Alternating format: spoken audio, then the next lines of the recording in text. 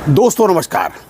एक अपडेट भाई साहब ये है कि कल जीएसटी वाला जो मुकदमा अपने लोगों का है, यानी कि हेल्थ इंश्योरेंस के प्रीमियम पर जीएसटी लगे या ना लगे, इस पर जो मुकदमा था केरला हाई कोर्ट में, कल उसकी भाई साहब डेट थी। और मैं आपको बता चुका हूँ पिछले कई वीडियो में कि इसके पहले कितनी बार उसमें डेट लग चुकी है कि आज ये नहीं वो नहीं। हमारी तरफ से तो भाई आवेदन ही किया गया था, नहीं पेंशनर्स तो उसमें वादी ही थे, बैंक पेंशनर्स तो उसमें वादी ही थे। उधर से जो मांगा जाए वो आज नहीं तारीख दे दीजिए और कल दे दीजिए, क्योंकि जो पार्टी जो पक्ष ये जानता है कि हमारा पक्ष कमज़ोर है, उसका वकील केवल ये दिमाग लगाता है कि ये तो मालूम है उसको कि मुकदमा हार जाएगा आखिर में, लेकिन वो सोचता है कि जब तक न हारें तब तक हम अच्छे वकील माने जाएंगे। बहरहाल यही काम अपने होता रहा। तो भाई साहब उसकी डेट लगती रही और कल उसकी डेट थी। तो पिछली डेट में, इसके पहले वाली जो डेट थी, बल्कि और उसके पहले वाली डेट थी, उसमें भी जीएसटी काउंसिल से कुछ डिटेल मांगा गया था कि आप इसको सबमिट करिए। अच्छा, डिटेल क्या था? उन्होंने अपने काउंसिल की उसमें बताया था कि हमारी मीटिंग में ये तय हुआ, दुनिया भर का मसौदा बताया था। उसका लब्बो लबाब या नट सेल में जिस उन्होंने ये बताया कि ये तय हुआ था कि नहीं साहब इसमें जीएसटी लगेगा, तो उन्होंने कहा उसकी प्रोसीडिंग दिखा दीजिए, आप सबमिट करिए। वो इनसे मंगाई थी, पिछली बार भी नहीं दे पाए। और कल मीटिंग थी भाई साहब, तो माफ़ करिएगा, कल जो डेट थी, हियरिंग थी, तो कल इनको सबमिट करना था, इन्होंने सबमिट नहीं किया। जबकि सबमिट का नियम होता है कि डेट से 2-4 दिन पहले आप लगाएं और जो अपोजिट पार्टी हों उनको भी उसकी कापी दें। तो ये भाई साहब सबमिट नहीं किए। और कल जब ये हाजिर हुए कोर्ट में तो फिर इनसे पूछा गया, भाई साहब वो आपने सबमिट नहीं किया गया। तो इन्होंने कोर्ट से रिक्वेस्ट की कि साहब वो जो डॉक्यूमेंट्स आपने मांगे थे मुझसे वो ट्रांजिट में है, वो अभी तक पहुंच नहीं पाए। सर वो पहुंच रहे होंगे, हमको जो है 2-3 दिन की कुछ मतलब थोड़ा सा एडजस्टमेंट दे दीजिए। साहब 10 तारीख ही दे दीजिए। 8 तारीख को डेट लगी, यानी कि कल प्रोसीडिंग चल रही थी। उन्होंने कहा साहब 10 तारीख दे दीजिए। तो अब जब ये कहा तो कोर्ट ने इनको ओके कर दिया कि ठीक है भाई, कब तक नहीं दोगे आप, ठीक है आप 10 तारीख मांग रहे हैं। उन्होंने उनको 15 तारीख दे दी कि 15 तारीख को अब आप डेट है, उसके पहले आप सबमिट कर दीजिए। तो अब इसकी डेट लग गई है 15 तारीख।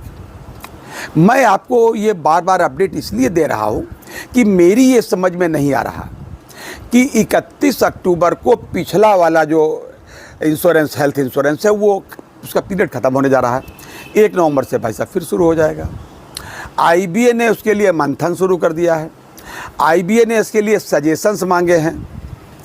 आईबीए ने अभी सर्कुलर जारी किया है और सभी अपने यूएपीयू के 9 कॉन्स्टिट्यूएंट्स को पिछली बार ही, और उन्होंने 10 तारीख तक यानी कल तक इस पर सजेशंस मांगे हैं कि साहब आप सजेशन दे दीजिए कि जो जो आपके सजेशन हो आप। इन्होंने अपना मंथन भी शुरू किया, तमाम सारे अपने कुछ लोगों ने दे दिए, कुछ उन्होंने सीबीपीआरओ ने भी अपने तैयारी करके दिए हैं। अभी ये सब चल रहा है। मैं ये नहीं समझ पाता हूँ कि तमाम बैंकों ने तो जीएसटी काट लिया है, पहले ही काट करके उन्होंने होल्ड कर लिया है। इसलिए होल्ड कर लिया है कि जब अगर अच्छा मान लो मुकदमा हार गए लोग तो हम इसको दे देंगे। अब सवाल ये है कि अगर मान लीजिए कि मुकदमा मान लीजिए कि हारे जाए, मान लीजिए आइदर साइड, तो और अभी तारीख बढ़ती चली जाए, तब क्या होगा? तो क्या अगले साल हमसे वसूली की जाएगी? मेरी ये समझ में नहीं आता कि हम लोग इस छोटे मामले में काहे को उलझे हुए हैं।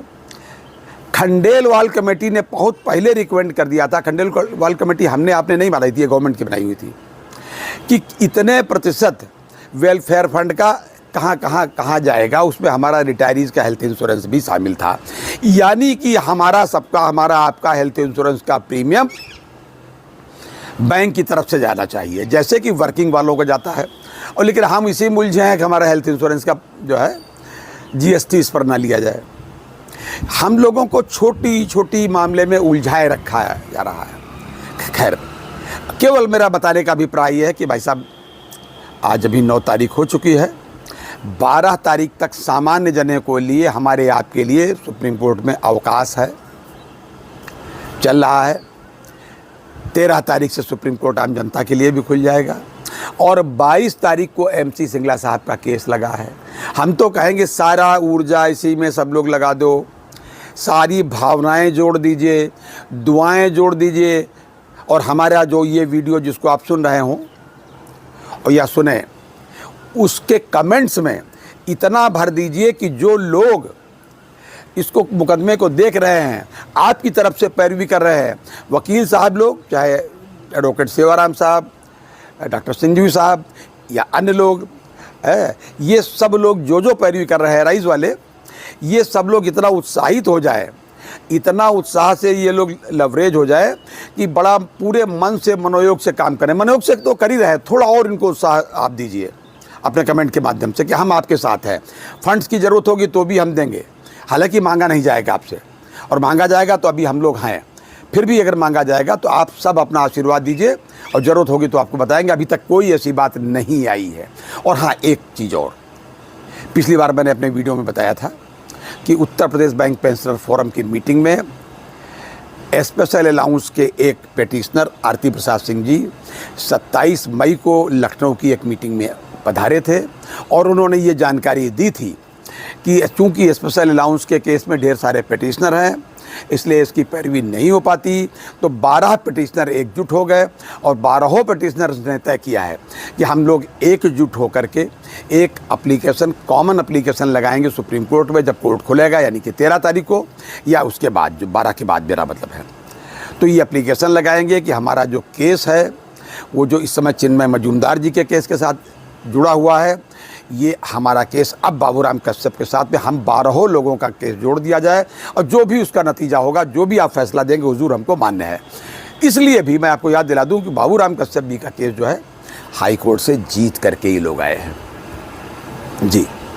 ये मतलब मैं आपको अपडेट दे रहा हूं कि ये हुआ था, और फिर मेरी बात हुई है, वो सब अपनी तैयारियों पर हैं, 12 पिटिशनर अपने जुटे हुए हैं, उसको तैयार करने में जो भी अपडेट होगा मैं आपको शीघ्र दूंगा।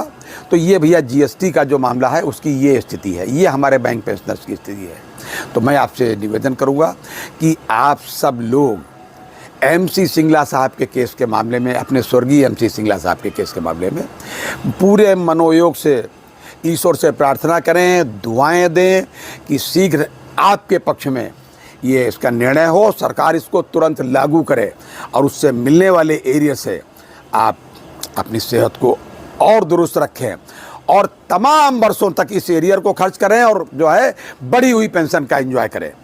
ये था अभी तक का अपडेट। अगली बार फिर किसी अपडेट के साथ मिलते हैं, तब तक के लिए इजाज़त दीजिए, और अपनी सेहत का पूरा ध्यान रखिएगा। जय हिंद, जय भारत, नमस्कार।